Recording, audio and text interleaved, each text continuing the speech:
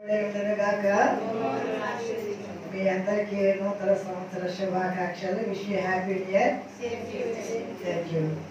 మరి 2024 సంవత్సరం అనేక శుక్రవారాలు దేవుని యొక్క వాక్యాన్ని మా అందరం కలిసి పంచుకున్నాం. మాతో పాటు యూట్యూబ్ సహోదరులు కూడా చాలా మంది సహోదరులు ఈ వాక్యాన్ని పంచుకుంటున్నారు. అందుకు దేవునికి స్తోత్రం చెల్లిస్తున్నాను. మరి ఈ సంవత్సరం కూడా కొన్ని వర్తమానాలు శుక్రవారాలు రికార్డ్ చేయడం జరుగుతుంది.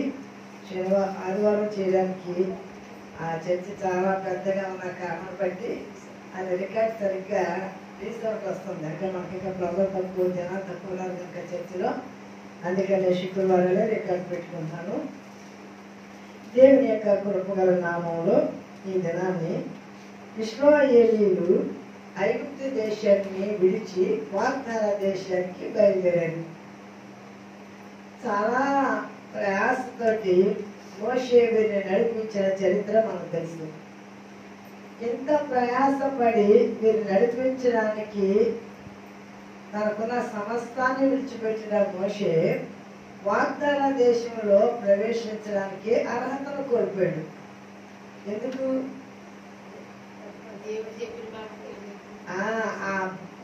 బండతో మాట్లాడబట్టే కొట్టినది. అంటే దేవుని నామాన్ని మనం సన్మానించకపోతే, దేవుని మాట జాగ్రత్తగా మనం వినకపోతే, మనం ఎంతటి వారమైనా సరే దేవుని యొక్క రాజ్యంలో ప్రవేశించలేము. అది చెప్పడం కొరకు దేవుడు అక్కడ మోషేతో చెప్తున్నమాట, మీరు నా నామమును సన్మానించలేదు కనుక మీరు వాగ్దాన దేశంలో ప్రవేశించారు అని అంటారు. మోషే చాలా బ్రతులాడతాడు, కానీ మోషే ఇక ఈ విషయం నాతో మాట్లాడద్దు అంటాడు దేవుడు. అప్పుడు మోషే తన ప్రజలతో చెప్తున్న మాట ఏమనంటే, మీరు స్వాధీనపరచుకోబో దేశం అదే, అది పాలు తేనెలు ప్రవహించే దేశము. ఆ దేశము మీరు విడిచి వచ్చిన ఐగుప్తు దేశం వంటిది కాదు కనుక ఆ దేశంలో మీరు ఎలా ఉండాలి, ఎలా ఉంటే దేవుడు మిమ్మల్ని మెచ్చి ఆశీర్వదిస్తాడు అనే సంగతులు తిరిగి మళ్ళీ బోధిస్తాడు. ద్వితీయోపదేశం అంటే తిరిగి బోధించేది, రెండోసారి తిరిగి బోధించేది. ఒకసారి నిర్గమకాండం నుంచి సంఖ్యాకాండం, లేవీకాండము, సంఖ్యాకాండంలో ఈ సంగతులు చాలా చెప్పుకుంటూ వచ్చాడు.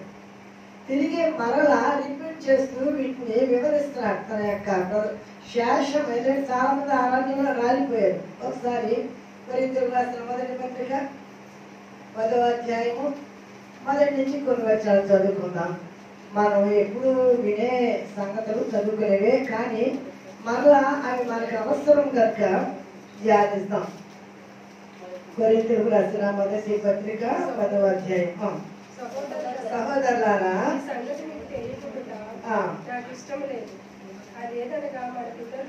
మన పితరులందరూ మేఘం కింద నుండి వారందరూ సముద్రంలో నడిచిపోయేది. అందరూ మోషేని బట్టి మేఘములోను సముద్రంలోను బాప్తిసం పొందిరి. అందరూ ఆత్మ సంబంధమైన ఒకే ఆహారం భుజించిరి. అందరూ ఆత్మ సంబంధమైన ఒకే పానీయము పానం చేసిరి. ఏదైనా తమను వెంబడించిన ఆత్మ సంబంధమైన బండలోని త్రాగిరి. ఆ బండ క్రీస్తే. అయితే వారిలో ఎక్కువ మంది దేవునికి ఇష్టలుగా ఉండలేకపోయింది కనుక అరణ్యంలో సంహరింపబడి. సరే, అందరూ ఒకే మేఘం క్రింద నడిచిరి. అందరూ అంటే ఇశ్రాయేలీయులు అందరూ ఒకే మేఘం క్రింద నడిచారు. అందరూ ఒకే సముద్రంలో బాప్తిసం పొందారు. మనందరము ఒకే పరిశుద్ధాత్మ అభిషేకం కింద బాప్తిసం పొందాం. మనమందరము ఒకవేళ తీసుకున్న అంటే పరిస్థితులు, అది కాలువ కావచ్చు, నది కావచ్చు, తొట్టి కావచ్చు, అది ఏదైనా కావచ్చు. కొన్ని సంఘాల్లో రక్షణ సైన్యం ఉంటుంది, వాళ్ళ జెండా ఇస్తారు, దాని కింద జెండాలు బాప్తిసం వాళ్ళకి. ఒక్కొక్కరు ఒక్కొక్క విధంగా.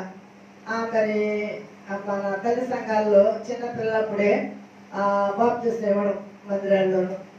ఈ బాప్తిసాలు చాలా రకాలు ఉన్నాయి. ఇక్కడ బైబిల్లో అందరూ మోషేని బట్టి సముద్రంలో బాప్తిసం పొందిరి. అంటే యువతల గోడవలాగా నీళ్ళు నిలబడ్డాయి. నిలబడాయి, యువతల గోడలకు నీళ్లు నిలబడాయి. వీళ్ళు వెళుతూ ఉంటే ఆ నీళ్లు వీళ్ళ మీద పడతా ఉన్నాయి. అందుకని వీళ్ళందరూ ఒకే బాప్తిసం పొందారు, అందరూ ఒకే మన్నాను భుజించారు, అందరూ ఒకే బండలోని నీళ్లు త్రాగారు. కానీ అందరూ దేవునికి ఇష్టలుగా లేరు. మనందరం పరిశుద్ధాత్మ పొందుకున్నాం, పరిశుద్ధాత్మ ద్వారా దేవునిలోకి వచ్చాం, మనందరం బాప్తిసం పొందాం, దేవుని యొక్క వాక్యాన్ని మన్నాన్ని మనందరం పూజిస్తున్నాం, దేవుని యొక్క జీవజలమైన ఆయన మాటలను మనందరము వింటున్నాం, స్వీకరిస్తున్నాం. కానీ మనం ఆయనకి ఇష్టలుగా లేకపోతే వాగ్దాన దేశంలో ప్రవేశించకుండా ఆగిపోయిన వారి సంఖ్యలో మన ప్రయాణంలో మనం కూడా ఆగిపోతే దానివల్ల ఏ ప్రయోజనము లేదు. మనం తల్లి గర్భం నుంచి బయటకు వచ్చాము, ఎదుగుతున్నాం, తిరిగి ఒక నది దాటి వచ్చాము, మళ్ళా యోర్దాను నది దాటి మళ్ళా వాగ్దాన దేశం సముద్రం దాటి వచ్చారు. ఐగుప్తు దేశం నుంచి సముద్రం దాటి వచ్చారు అరణ్యంలోకి. అరణ్యంలోకి వచ్చిన తర్వాత వీళ్ళందరూ ప్రయాణం చేస్తున్నారు.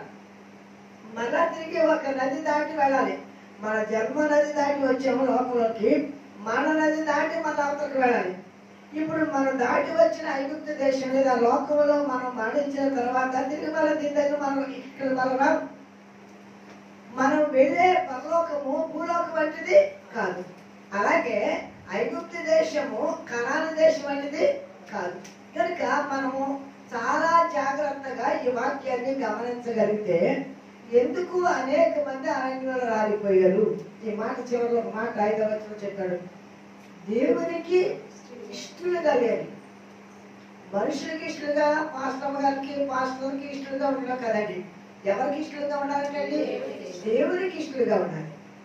దేవునికి ఇష్టలుగా ఉన్నవాళ్ళు ఇద్దరే వ్యక్తులు. 6 లక్షల కాల్వాలు బయలుదేరితే ఇద్దరే వ్యక్తులు, కాలేబు యెహోషువ. హెబ్రీయులకు రాసిన పత్రిక 4వ అధ్యాయము మొదటి 2 వచనాలు చదువుదాం. హెబ్రీయులకు రాసిన పత్రిక 4వ అధ్యాయము మొదటి 2 వచనాలు. ఎందుకంటే వీళ్ళందరూ విశ్రాంతిలో ప్రవేశించడమను వాగ్దానము, వీళ్ళందరూ ఆయన విశ్రాంతిలో ప్రవేశించడానికి వాగ్దానంతో బయలుదేరారు ఐగుప్తు దేశం నుంచి.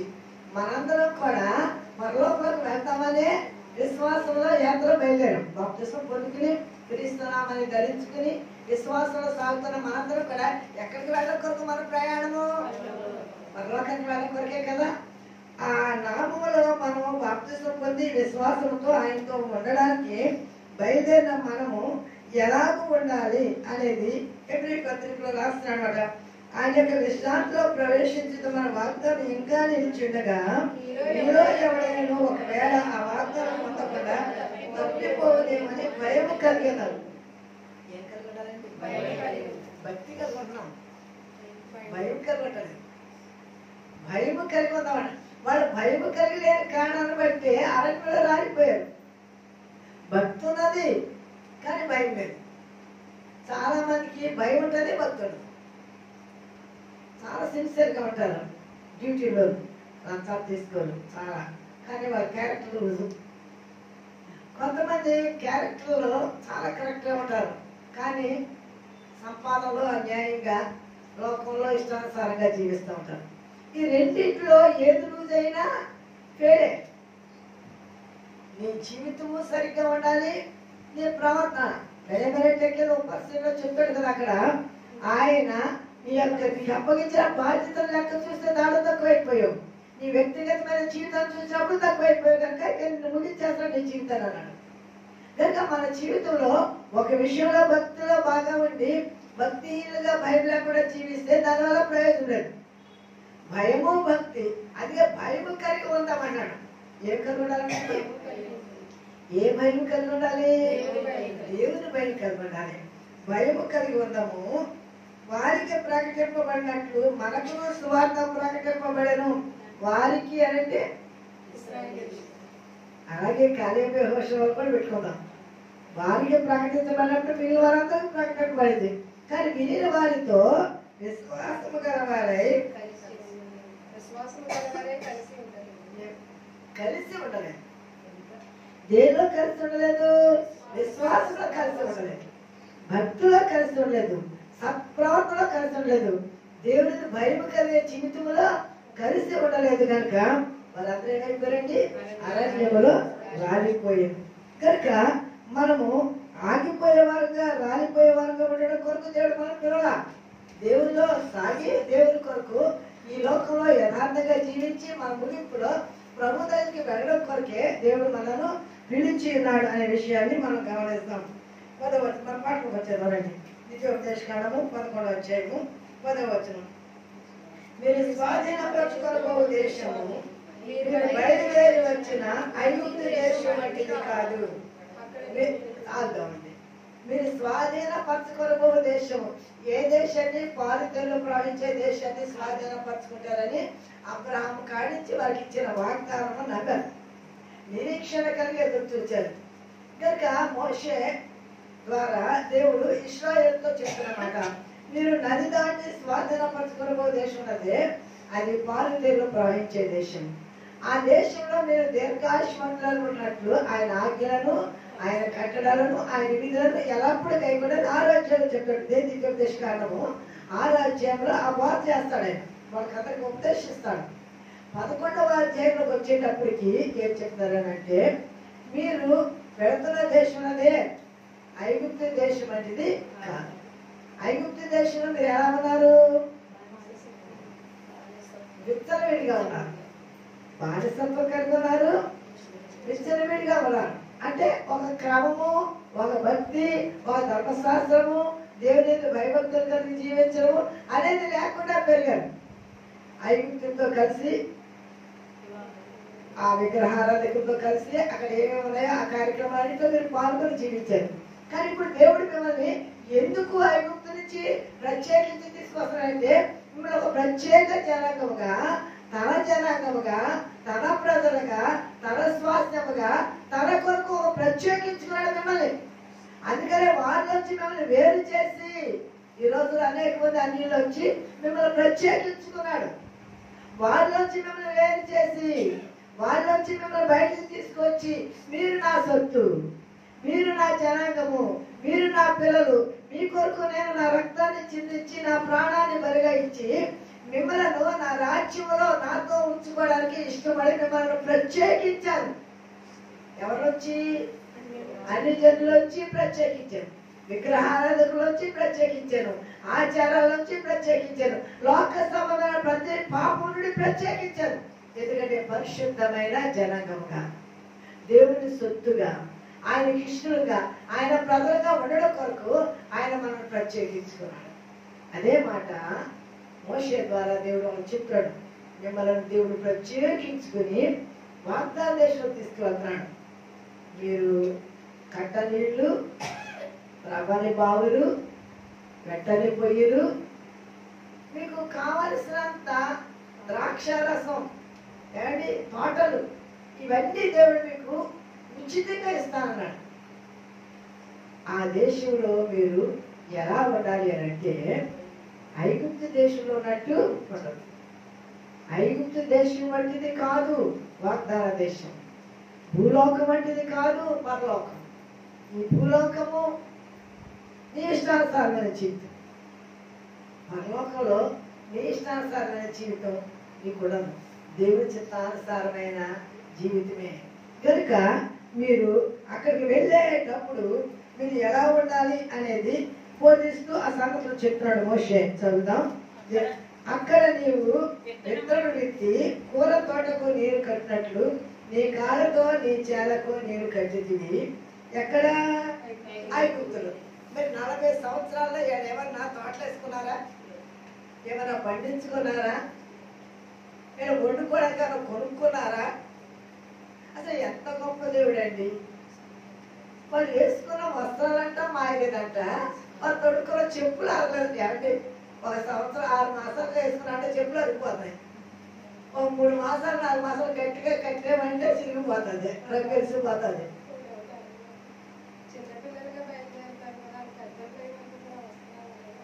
ఎందుకనే అర్థం పడు అదే అద్భుతం భయంకరంగా ఇక్కడ వాతావరణం ఎక్కువనే ఉన్నాయి. అద్భుతం ఏంటంటే ప్రభావము వారి వెంట ఉన్నది. ఆయన బండ అయిన క్రీస్తు వారి వెంబడే ఉన్నారు. వారికి కావాల్సిన ఆహారము, వారికి కావాల్సిన వస్త్రాలు, వారికి కావాల్సిన చెప్పులు. ఏడు దుకాణాలు ఎక్కడున్నాయండి? షాపులు ఎక్కడైనా కొనుక్కోవడానికి? వాడు ప్రయాణం నడవడానికే సరిపోయింది 40 సంవత్సరాలు. అక్కడక్కడ కొంతకాలం విశ్రాంతి తీసుకునేవారు. ఎంత ఆశ్చర్యకరండి మన దేవుడు. వాళ్ళు తినడానికి మన్నాన్ని కురిపించేవాడు. పూరేలు కావాలంటే పూరేలు. అసలు ఆ మన్నా యొక్క ఆశ్చర్యం ఎంత గొప్పదేనంటే ఒక కొరత అంతే కొలుసుకోవాలి. ప్రతి వాళ్ళు కొంచెం ఆకులుగా ఉన్నవాడు ఎక్కువ కొసుకు పట్టుకెళ్ళి ఇంటికి కొలుసుకుంటారంటే మన అంతే ఉండేదంట. ఎక్కువ కొలుసుకోవడం ఎక్కువ ఉండేదంట, తక్కువ కొలుసుకుంటే తక్కువ ఉండేదంట. మన ఇంటికి వెళ్ళి కొలుసుకుంటే తక్కువ కొలుసుకున్న వాడికి అంతే ఉండేదంట, ఎక్కువ కొలుసుకున్న వాడికి అంతే ఉండేదంట. జీవాహారము దేవుని మహిమ కలుగాక. హల్లెలూయా. శుక్రవారం మీరు డబల్, శనివారం విశ్రాంతి కనుక శనివారం మన్నా కురవదు. మీరు రేపుడికి ఈ రోజుకి ఎంత కొలుసుకున్నారో రేపుడు కూడా అంతే కొలుసు పట్టుకెళ్ళండి. అంటే ఎక్కువ కొలుసు ఏమో అనుకున్నంట ఎక్కువ పట్టుకెళ్ళిపోయారంట. ఆ మిగిలిన ఎప్పుడు పెట్టేసేదంట. అంటే మరి వాళ్ళు ఎంత కరెక్ట్ చేసుకుంటూ దేవుడు తీసుకెళ్ళాడు, ఎంత సరి చేసుకుంటూ వాళ్ళని దేవుడు తీసుకెళ్ళాడు. మన జీవితంలో కూడా ఈ యొక్క సరిదిద్దులు మనకు చాలా అవసరం. సరి చేసుకోవడం మనకు చాలా అవసరం. కనుక మీకు ఆ శ్రమేమి లేకుండా చేశారు కదా. మీరు నది దాటి స్వాధీనపరచుకున్నట్టు వెళుతున్న దేశము కొండలు లోయలు గల దేశము. ఏమండి, రక్షించబడక ముందుండే జీవితం ఒకటి, రక్షించబడిన తర్వాత జీవితం యొక్క అనుభవాలు వేరు. కొండలు లోయలు. కొండ వచ్చినప్పుడు అబ్బా చాలా చుట్టూ ఉన్న సంతోషకరమైన ఆహ్లాదకరమైన దృశ్యాలు చూడవచ్చు. అందంగా గాలి వెలుతురు బాగుంటుంది. లోయ వచ్చేటప్పటికి చీకటి, భయము. అంటే మన యొక్క జీవితంలో సంతోషం ఉన్నది, దుఃఖం ఉన్నది, సమృద్ధి ఉన్నది, లేమి ఉన్నది. కలిమిలోను లేమిలోను దేవుని ఒకే రీతిగా ప్రేమించేవాడు ఎవరనంటే యథార్థంగా దేవునికి ఒక బ్రతకాలని నిశ్చయించుకున్నాం. కనుక ఉన్నప్పుడు ఒక విధంగా, లేనప్పుడు ఒక విధంగా, పరిస్థితులు బాగున్నప్పుడు ఒక భక్తి, పరిస్థితులు ప్రతికూలంగా ఒక భక్తి చేస్తే ఆ భక్తిలో శక్తి ఉండదు, ఆ భక్తి గుర్తింపు ఉండదు, ఆ భక్తి వల్ల ప్రయోజనం ఉండదు. మనకు ఉన్నా లేకపోయినా, మేలు చేసినా చేయకపోయినా, ఏదైనా సరే నేను మాత్రం నా దేవుడిని విడిచిపెట్టను. ఇప్పుడు పట్టుకొచ్చిన పట్టకపోయినా కాపురం చేసింది అనుకోండి, ఏమంటారని వెళ్ళాలన్నమాట. అన్ని బాగా ఉంటే కాపురం చేయడానికి ఏమొచ్చింది? ఏమీ లేనప్పుడు కాపురం చేస్తే ఇలా అంటారు. ప్రతి సతీ సక్కుబాయి సతీ సావిత్రి గురించి మనం ఎట్లా ఉంటాం. ఎందుకు వాడు కాపురాలు చేసే పరిస్థితులు కానీ భర్తలతోటి కాపురం చేశారు కనుక వాళ్ళని అలా మెచ్చుకున్నారు. మన జీవితంలో మన రక్షకుడైన దేవుడు, నిన్ను సృష్టించిన వాడు నీకు నాదుడు. ఆయన మనకు నాదుడు. మనం ఆయన నమ్మకము కలిగి యథార్థం కలుగుంటే, నాకు చాలా పిల్లలు పరిచయం. ఎందుకంటే సేవలో చాలా ఎక్కువ తిరిగారు కదా. అయ్యి బాబాయ్ నేను ఇంత కాపురం చేయాలండి అది మనం. నేనేదండి ఇప్పుడు కోపం వచ్చి వెళ్ళిపోతామమ్మా, కానీ తర్వాత అక్కడికి వెళ్తుంది ఇంకో శ్రమ. శ్రమ ఉండదా? ఎక్కడికి వెళ్ళా శ్రమ ఉంటుంది కదా. శ్రమలో తేడాలు ఉంటాయి. అయితే వీడికి ఒకటి ఉంటే ఇంకొక అక్కడికి ఎక్కువ పెట్టి ఉంటుంది. కనుక కొంచెం ఓర్చుకుంటే తర్వాత నువ్వు ధన్యురాలు. వాళ్ళ పెళ్ళికి నన్ను పిలిచారు, పెళ్ళికి నన్ను పిలిచారు. పెద్ద పడిచారు కట్టుకుని ఎంత పెద్ద హారం వేసుకుని రండి అంది. ఏదో అప్పుడు వెళ్ళిపోతారన్నావు కదా. అప్పుడు వెళ్ళిపోతే ఇదంతా విడేదా నీకు? ఈ రోజు ఈ ఘనత, ఈ రోజు ఈ సంతోషం, ఈ రోజు ఈ గుర్తింపు ఉన్నావు కనుక, శ్రమలో నువ్వు నిలిచి ఉన్నావు కనుక, నువ్వు నాతో ఉన్నావు కనుక నావన్నీ నీవే అంటాడు. మన ఆయనతో ఉంటే శ్రమలో సైతం మనం సహించుకుంటే దేవునికి ఉన్నవని మనయే. అప్పటి వరకు సహించాలి, అంతం వరకు అదే అప్పటి వరకు సహించుకోవాలి. శ్రమను చూసి పారిపోయే వారంగా ఉంటే క్రీస్తులో స్థిరంగా ఉండలేమనే విషయాన్ని గమనిస్తాం. ఇక్కడ కొండలు లోయలు అంటే శ్రమ ఉన్నది, సంతోషం ఉన్నది. సంతోషంలో దేవుని స్తుతిద్దాం, శ్రమలో దేవుని ఆరాధిద్దాం, అడుగుదాం, కన్నీరు కరుద్దాం, ఉపవాసం ఉందాం, బ్రతనాడదాం. ప్రభా వాళ్ళంతా తట్టుకోలేదంతా శ్రమ పంపడన్నావు కదా అని దేవుని చల్లని పాదాలు పట్టుకుందాం. ఖచ్చితంగా ఆయన శ్రమ నుండి మనను విడిపిస్తాడు, విమోచిస్తాడు. కనుక కొండలు లోయ గల దేశము అది ఆకాశ వర్ష జలము త్రాదు. ఆకాశ వర్ష జలము మామూలుగా ఆకాశం తెచ్చే వర్షం ద్వారా పంటలు పడతాయి. దేవుడు దృష్టించిన జీవితం ఉన్న చూడండి, దేవుడు మనను ఎప్పుడు రక్షించుకున్నారో అప్పుడు సంవత్సరాల నుండి సంవత్సరాల వరకు ఆయన కనుదృష్టి. ఎందుకంటే మన అమ్మాయి వివాహం చేసుకున్నా చెప్పు అమ్మాయి ఎవరు అబ్బాయికి అక్కర్లా, కానీ వివాహం చేసిన తర్వాత అలాగే ఎక్కడుందో ఎక్కడున్నదో ఏం చేస్తాం తన కనుదృష్టి ఆవిడ మీద ఉంటుంది. అలాగే దేవుని యొక్క కనుదృష్టి మన మీద ఉంటుంది. అది ఆకాశ వర్ష జలం అని అంటే పరిశుద్ధాత్మ అభిషేకం పొందుకుంటాం, దేవుని యొక్క కృపావరాలు పొందుకుంటాం. దేవుని యొక్క సన్నిధిలో మనము ఆత్మీయంగా ఒక్కొక్క మెట్టు ఎదుగుతూ ఉంటాం. ఎందుకంటే ఎప్పుడు మనం పరిశుద్ధాత్మ అభిషేకం పొందుకుంటామో అప్పుడు పరిశుద్ధాత్మ కృపావరాలతో దేవుడు మనం ఎత్తుకుంటాడు. అది ఆకాశ వర్ష జలం. ఆకాశానికి పైనుండి వచ్చే వర్షం పైన వస్తుంది. అది ఇప్పుడు సంబంధమైంది, కానీ ఆత్మ సంబంధమైంది కూడా పైన వస్తుంది. అది యెహోవా లక్ష్య పెట్టు దేశము అనే మాటకి మనం చెప్తున్నాం చూడండి. ఆకాశ వర్ష జలం త్రాగును అది నీ దేవుడు యెహోవా లక్ష్య పెట్టు దేశము. ఆ దేశాన్ని లక్ష్య పెడతాడు, నిన్ను లక్ష్య పెడతాడు. ఆ దేశాన్ని లక్ష్య పెడతాడు, నీ కుటుంబాన్ని లక్ష్య పెట్టమంటే ఆయన మనసు పెట్టి నేను చూస్తున్నాడు. చూడుము నేను నా అరచేతుల్లో చెప్తాను. నువ్వు కూర్చుంట, నువ్వు లేచుట, నువ్వు కరుడుట ప్రతిదీ నేను చూస్తున్నాను. ఎందుకంటే దావీదు అంటాడు, ప్రభువా ఎక్కడికి వెళ్ళావు, ఆకాశానికి వెళ్ళినా అక్కడ ఉన్నావు, సముద్రం దిగంతకు వెళ్ళా నువ్వు అక్కడ ఉన్నావు, ఎక్కడ దాక్కుని నేను ఎక్కడికి వెళ్ళా నువ్వు అక్కడ ఉన్నావు. ఆయన లక్ష్య పెట్టు దేశము, లక్ష్య పెట్టును మనల్ని ఆయన లక్ష్య పెట్టు. నీ దేవుడైన యెహోవా కనులు సంవత్సరాది మొదలుకొని సంవత్సరాంతం వరకు ఎల్లప్పుడూ దాని మీద ఉండును. సంవత్సరాది మొదలుకొని సంవత్సరాంతం వరకు ఎల్లప్పుడూ దాని మీద ఉండను కనుక నీవు ఐగుప్తు దేశం వైపు మన తిరగదు. సంఖ్యాకాండము 14వ అధ్యాయం ఒకసారి చూద్దాం. సంఖ్యాకాండం 14వ అధ్యాయం వచ్చిన తర్వాత వీడు వాగ్దాన దేశాన్ని వెళ్ళి చూసి రమ్మని పంపించాడు. చూసి వచ్చినట్టు లేరు అండి. చూసి రమ్మంటే కాసు వచ్చారంట చూడండి. అలాగే ఎంతమంది పంపించాడు? 12 మంది కదండి, గోత్రకర్తలు 12 మంది. ఆ 12 మంది పంపిస్తే 12 మంది చూసి వచ్చారు. వాళ్ళ యొక్క ప్రాకారాలు చాలా ఉన్నతమైనవి. ఆ లోపల ఉన్న మనుషులు ఉన్నత దేవుడు, చాలా లావు ఎత్తు బలమైన వాడు. అక్కడ పంట కూడా అలాగే ఉండదు. ఆ పంట తిని వాళ్ళు కూడా బలంగా ఉన్నారు. ఆ ద్రాక్షాకాయల అంజూరం పళ్ళు మొయ్యలేక కావులుగా కట్టుకుని తీసుకొచ్చారనేసి మనం చెప్తున్నాం కదా. మరి అంతా బాగానే ఉంది, కానీ మరి ఏంటంటే మనం జయించగలమా? అమ్మో మనం జయించలేం అనే అవిశ్వాసం ఏమండి, మనకి అవిశ్వాసం వచ్చింది. అప్పుడు వీడే అవిశ్వాసం వచ్చింది. అది ఏడవడం మొదలు పెట్టారు. అవి బాబే మాకు సమాధులు లేవని తీసుకొచ్చి ఎరణ్యంలో చంపడానికి తీసుకొచ్చావా అని మోషే మీద తిరగబడ్డారు. మనం ఒక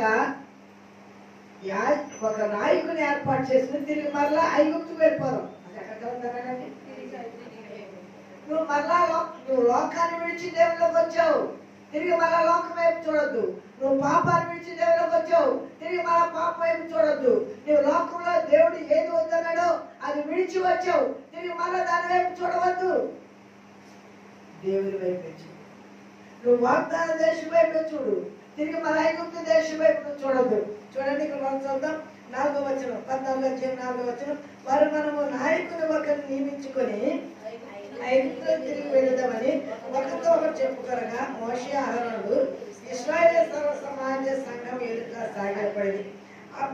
అప్పుడు దేశంలో సంచరించి చూసిన వారి నుండి నూను కుమారుడైన యెహోషువయు యెఫున్నె కుమారుడైన కాలేబును బట్టలు చెప్పుకొని ఇశ్రాయేలు సర్వ సమాజంతో మేము సంచరించి చూసిన దేశం మిక్కిలి మంచి దేశము. యెహోవా మన యందు ఆనందించినగా ఆ దేశంలో మనను చేర్చి దాన్ని మనకిచ్చారు. యెహోవా మన యందు ఆనందించిన ఎడలా అంటే దేవుడు మన యందు ఆనందించాలి. దేవుడు మన యందు ఆనందించిన ఎడలా ఖచ్చితంగా ఆ దేశాన్ని దేవుడు మనకి ఇస్తాడు. ఎవరు మీరు చూసారండి సముద్రం పాయలైపోవడం. మీరు ఎన్ని అద్భుతాలు చూసారండి ఐగుప్తు దేశంలో. విన్న రహాబు మారిపోయింది. మీ దేవుడు ఎంత గొప్పడో, ఎన్ని అద్భుతాలు చేశాడో విన్నప్పుడు మాకు ఎంత భయం వేసిందో, మీ దేవుడు ఎంత గొప్పడో అని. భయం కలిగి అన్యులు ఉన్నారు, భయం కలిగి దేవుని ఎరుగుల వారు ఉన్నారు. భయం కలిగి దేవుని ఎరుగుల వారు చాలా భయంతో విశ్వాసంతో జీవిస్తున్నారు. కానీ భక్తి గల వారు మనం చెప్పుకుంటూ దాని శక్తిని ఆశ్రయించలేని వారుగా ఉంటే మన భక్తి వల్ల ఏమి ప్రయోజనము. భయము కలిగిన వారు వీళ్ళు కాలేబు యెహోషువ అంటారు మన దేవుడు గొప్పవాడు. మన ఏదైనా ఆనందిస్తే ఆ దేశాన్ని మనకి ఇచ్చేస్తాడు. వీళ్ళందరినీ రాళ్ళు ఎత్తేస్తారండి కాలేబు యెహోషువల మీద. అప్పుడు దేవుడు మోషేను తప్పు వీళ్ళంతా ఒక్క దెబ్బతో నాశనం చేస్తాడు. మోషే సాగిలు పడిపోతాడు. అలా చేయదయ్యా, అలా చేస్తే విడిచి వచ్చినవాడు ఏమంటారు తెలుసా? వాళ్ళ దేవుడు ఆ దేశాన్ని వాళ్ళకి ఇవ్వలేక అరణ్యంలో చెప్పాడు. సరే నీ మీద రాళ్ళు ఎత్తాడు సంగతి లోకానికి తెలీదు. మనం కూడా అంటారండి అమ్మ దేవుడు నమ్ముకున్నారు కదండి వాళ్ళకి ఏంటండి అంటారు. మన భక్తిహీనత, మన అవిశ్వాసము, మన అవిధేయత, మన బ్రతుకు లోకానికి తెలియదు. వాళ్ళు తెలిసినాక మన బైబిల్ గుడికాలో తెలుసు, మన బైబిల్ ఆరాధనకి అర్థం తెలుసు. కానీ మన బ్రతుకు దేవునికి అంగీకారంగా ఉన్నదా? దేవుని సంతోష పెట్టేవాడుగా ఉన్నామా?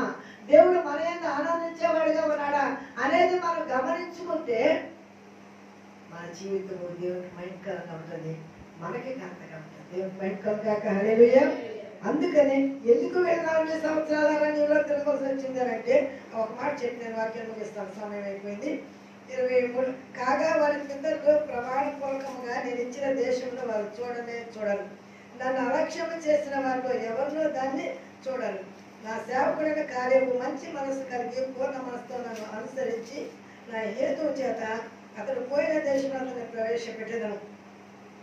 లాస్ట్ మాట చెప్తున్నాను చూడండి. రేపు మీరు తిరిగి ఎర్ర సముద్రపు మార్గముగా అరణ్యమునకు ప్రయాణం అయిపోయాను. ఏమండి ఎందుకు ఎక్కడ దాకా వచ్చేసారండి? వినండి, యోర్దాను దాకా వచ్చేసారు. నది దాటి అవతలకు వెళ్ళవలసిన వారు చూసి విశ్వసించని కారణాన్ని బట్టి, దేవుని మాట యందు నమ్మిక లేని కారణాన్ని బట్టి, దేవుని యందు భయం లేని కారణాన్ని బట్టి, దేవుడు వారి యందు సంతోషించని కారణాన్ని బట్టి వారు తిరిగి మరలా ఎర్ర సముద్ర మార్గముగా ఈ అవిశ్వాసాలతో రాలిపోయే వరకు అలాగే వెతుక్కున్నారు. రక్షణ 60 సంవత్సరాలు లోపల వాటిని 20 సంవత్సరాలు పైబడి వారిని ఇశ్రాయేలు జనాభా లెక్కలు వేస్తారు. తిరిగి మరలా వీళ్ళందరూ ఎదిగిన తర్వాత వాళ్ళకి ఉపదేశిస్తారు. ఈ విద్యోపదేశక మీరు మీ పితరులు అరణ్యంలో రాలిపోయారు. మీరు రాలిపోకుండా అవతల ప్రవేశించి మీరు దీర్ఘాయుష్మంతులుగా ఉండాలంటే ఆయన ఆజ్ఞలను, ఆయన కట్టడలను, ఆయన విధులను ఎల్లప్పుడూ గైకోవాలి. అప్పుడప్పుడు అవసరం పెట్టుకోవాలి, ఎల్లప్పుడూ గైకోండి. అలాగూ గైకున్న ఎడల మీరు నా రాజ్యంలో వారసులుగా ఉంటారు. మీరు విడిచి వచ్చిన ఐగుప్తు దేశం వంటిది కాదు వాగ్దాన దేశం. మీరు విడిచి వచ్చే భూలోకం వంటిది కాదు పరలోకం. కనుక ప్రభుత్వకి ఈ లోకంలో నమ్మకంగా జీవించి ఆయన రాజ్యంలో ప్రవేశించడానికి దేవుడు తన కృపా సహాయం మనకు అనుగ్రహించను గాక. ఆమేన్. పరిశుద్ధుడైన మా దేవ, ప్రేమ కలిగిన మా తండ్రి, మీ ఘనమైన నామమునకు వందనాలు, స్తోత్రములు నాయన.